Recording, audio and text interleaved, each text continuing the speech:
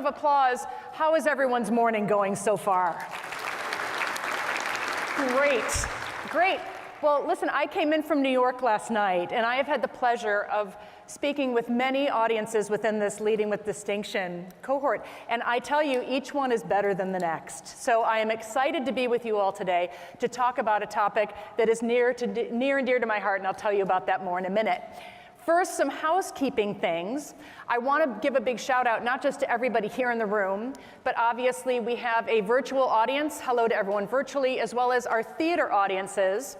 I promise to make this an inspiring hour and an interactive hour for all of you, so you're not just sitting back and missing out on things happening here. You too are going to interact with this topic quite in depth. And to do that, the next thing I want to tell you is that we are going to do a couple polling options. Not until closer to the end of my speech, but I'll tell you when to go to your app and access those polls so we can see some interesting thoughts on what you think about simplicity. And then finally at the end, I am going to leave some time for Q&A, and I'm told that the folks in our Chicago theater are going to be kicking off that Q&A, which is my hometown, so I'm expecting great things and some really fun questions from you all. So let's dive in.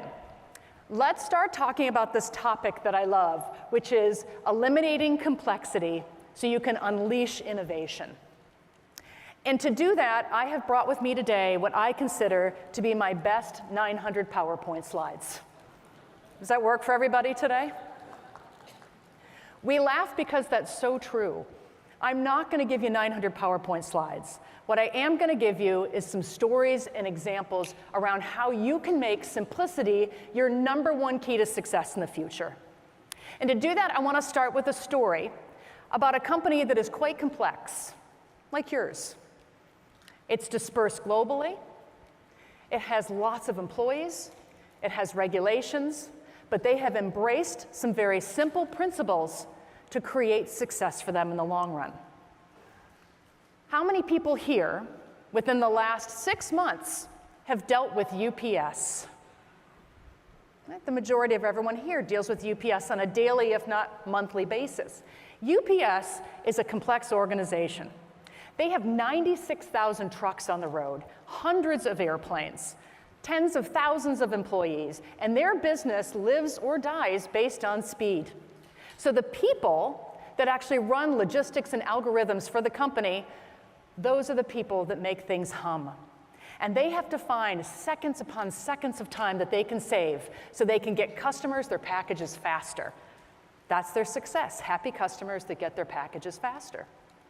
And they started looking at their business less than a decade ago, and they realized that they could make one simple change to how they operate, and it would dramatically increase customer satisfaction and business success.